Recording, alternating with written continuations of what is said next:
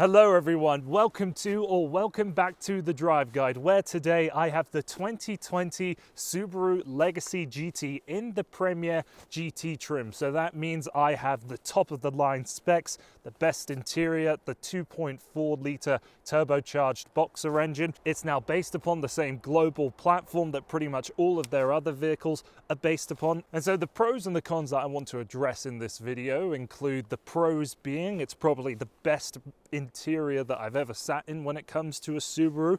Quite a nice engine and incredibly spacious inside, but then some of the downsides as well, like the steering, the way it looks, and kind of the interactive features when it comes to the touchscreen and the active safety system. So all of that's coming up in this review, where at the end I'll place the Subaru in my ranking system to see where it competes in the mid-size sedan category. Being in this all-new Legacy, there's a lot of elements in this car that we've never actually seen in this vehicle, but you would be forgiven in thinking that this isn't a new car. It does look very familiar to the outgoing Legacy. There isn't too much that separates it. I don't really think there's many people that own this car or would own this car that would look back on it after parking it up and thinking, damn, that's a good looking vehicle. It's just middling, to put it that way.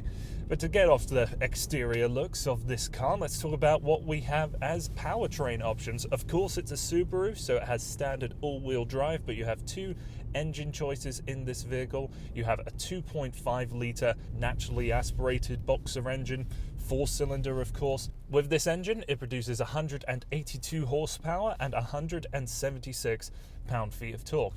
Now, for the Canadian market, the Legacies that are badged the GTs come with the more powerful 2.4 litre turbocharged 4-cylinder boxer, and that produces 280 horsepower and 277 pound-feet of torque, a significant bump up over the naturally aspirated unit. And you can get that engine with the Premier, the version that I'm driving today, as well as the Limited. You'll have to pay another $2,800 for that 2.4 litre engine, and if you care about performance, I think it will be something of note. But both of those engines can only come with the CVT transmission, and it certainly suffers with some of the characteristics of a CVT. There are at times where it holds into that very specific RPM for far too long. But there are times where the transmission is using its software for faux shifting, and I believe there's 8 preset gears that you can use by shifting the car manually with the paddle shifters or with the lever down here, flipping that over into manual. And this is the first car I've come across in a very long time that doesn't have a sport mode. I'm grateful for that, because there's far too many cars that I get in that have a sport mode, or anything to try and improve performance, where it's a very superficial thing. I'm thankful that Subaru didn't feel the need or the desire to put it in this car. This 2.4 turbo does deliver quite a good punch of power, and when you're merging onto the highway, it feels properly quick. I am impressed by how easily this power is put to the ground through the all-wheel drive traction, but of course we have some pretty good winter tires on this vehicle, so all of that helps. If you wanted to be a bit of an idiot, I suppose you could turn off the car's traction control and try and do a little bit of back-end slipping, and me just trying to get the car to step out, just doing a hard lock on a left-hand turn, for example, and then just pinning the throttle.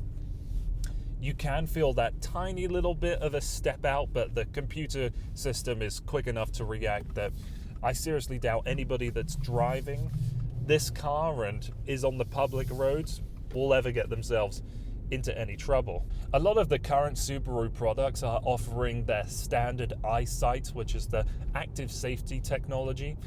And this one comes loaded with all of the features, including the driver distraction system, where I believe it's this black bar that's just above the touchscreen that's looking at my eyes and making sure that I'm not spending a lot of time looking down in my lap if I had my phone there or out in the environment. And it's annoying in the way that if you are trying to take in the views, the car is beeping at you and telling you that you need to pay attention to the road.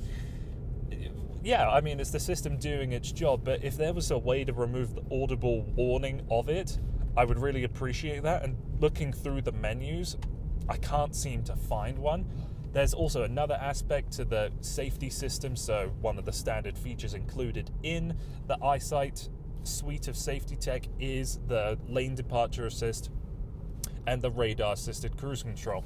And there's a small cluster of lights that will come up into the windscreen. So for example, if you've got your speed set at 100 kilometers an hour and you've got that radar distance set and you're approaching a car that's doing much slower speeds than you, there'll be, first of all, a green light that comes right into the center to show that the system has recognized there's a car in your radar vicinity, and then an extra 2 amber lights on either side of the green light will engage to say that you're getting too close, and if like an emergency braking situation comes along, you could be in trouble.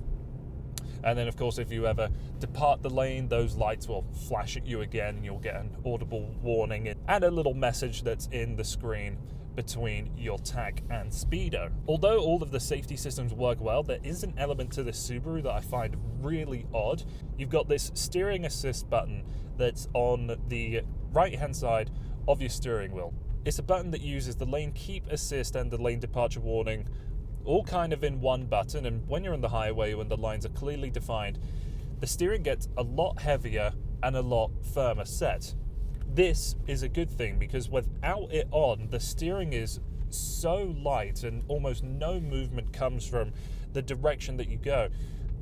It really bothers me. It actually, I think, could be a bit unsettling for some people, just how, I mean, this is me just applying maybe 3-4 degrees of motion and the car isn't altering its direction whatsoever.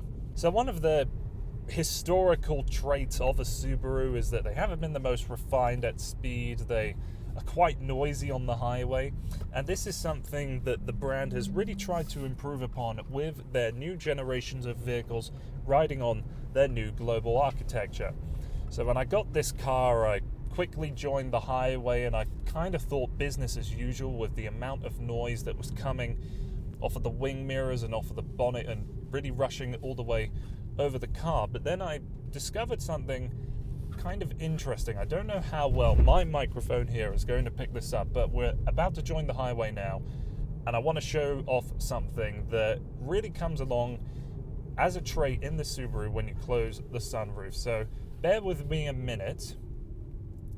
Maybe in that time I'll bring up another aspect of driving. When it comes to pretty much any other Subaru as well, there's a lot of visibility. You see how much glass there is. It's almost like you're in an SUV. So visibility in every single direction is fantastic, maybe even best in class. Okay, so I'm about to merge onto the highway here. Let's get in front of this person. Don't need to worry about them blocking my way. Okay, now I'm going to set the speed at exactly 110. Now, for the record, no fan is going. I don't have any climate control system or the vented seats going. Now, I'm going to be quiet for a second.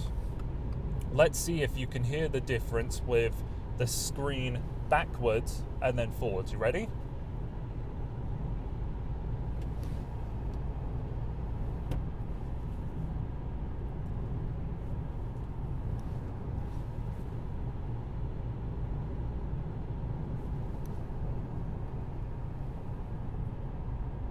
I don't know if that's a difference that is going to be able to be picked up on my microphone, but I promise you, there is a substantial difference between the volume with this screen backwards and forwards.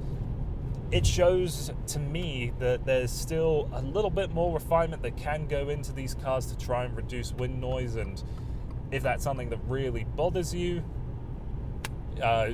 maybe be thankful that I brought it up. But honestly, closing this up, I think, is a bit of a shame when it comes to buying into any car that has a sunroof. You want it open, you want the light coming in. It is unfortunate that the better version of this car could potentially be one without a sunroof, or at least the sunroof closed.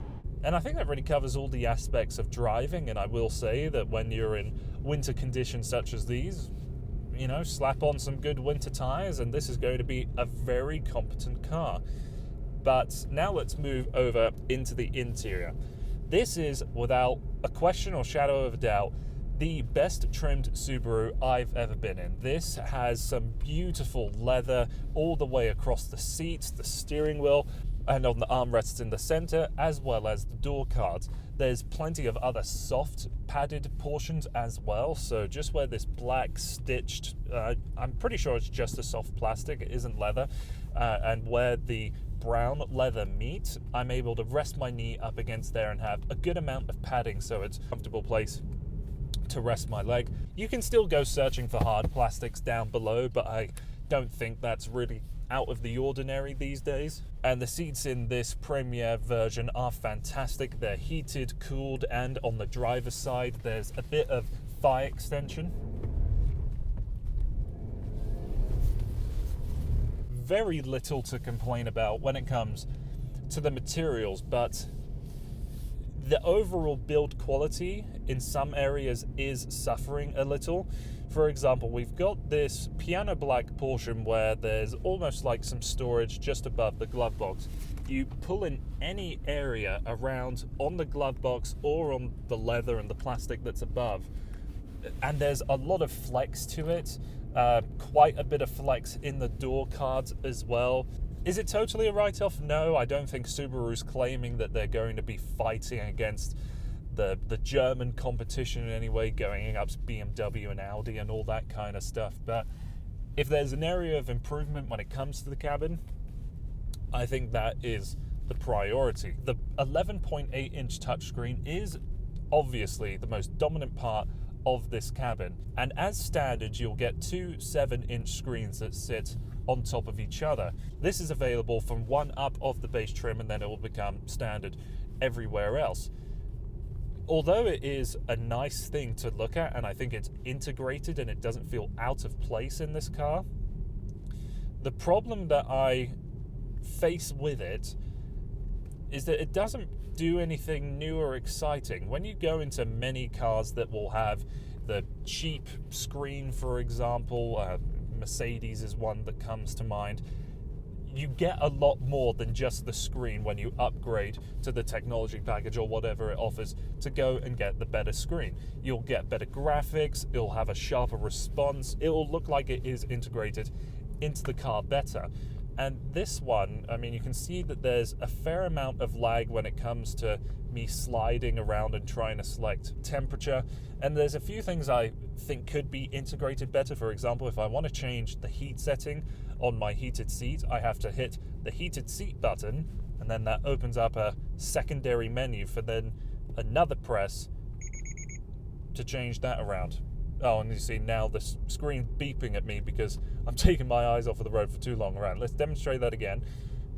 Turn the heated seat down just like that, and then I have to exit out. It takes up the full screen, and I don't think that's totally necessary. Again, when you go to changing around the climate settings, we'll have the fan speeds dedicated down below, but then if you want to change around the zones, you have to, again, open up another menu, and I don't think that's integrated as well as it could be. Do we need those extra subsystems? Do we need those extra menus? Personally, I don't think so. I would much prefer it if I could just tap on one menu for the heated seats and just alter through the different zone settings by hitting that portion of the screen. Rear seat space is tremendous. I can happily sit behind myself. Headroom is a little bit tight, nothing that I would really cause any bother over. In this model we have heated outboard seats. Trunk space is cavernous underneath the false floor. There's a full-size spare wheel. And so that wraps up all of my thoughts regarding the Subaru Legacy GT. All around a very good car, but I don't think it particularly stands out in this class. But to reiterate some of the points, best interior of any Subaru I've ever come across. I quite like the engine. But for me, I would say it's a car that you should test drive against its competitors. You won't be disappointed, but I think there's some better choices out there, especially since this is no longer the only vehicle in this class that offers all-wheel drive. That's something we're now seeing on the new Toyota Camry, the Nissan Altima, and it's going to come along, I'm sure, in other models in the future. So thanks again for watching. Please like the video if you liked it and share it if you think other people will like it too. And if you wouldn't mind hitting that subscribe button just down below, that does the world for me.